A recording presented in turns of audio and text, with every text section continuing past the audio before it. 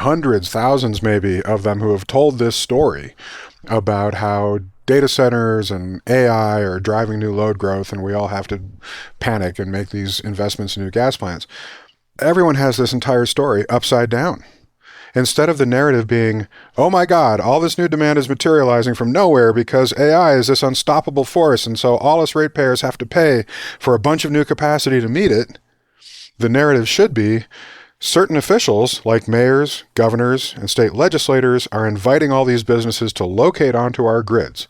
But what are they doing to ensure that the burden of serving those new loads doesn't fall on our citizens?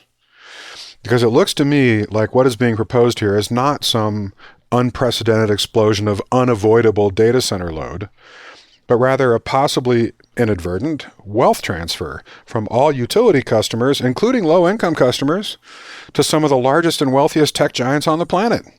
Funny how the whole argument about preventing cost shifts among rate classes is such a big part of the debate around policies like net metering for solar, and yet it seems to be utterly absent from the discussion around the rate setting for data center customers.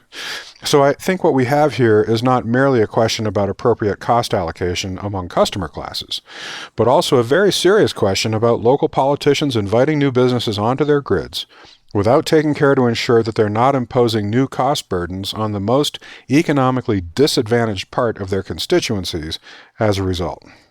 Yeah, I think the jury is obviously still out on the degree of the wealth transfer bit that will happen through rates. We have to see what those rates are and how they function.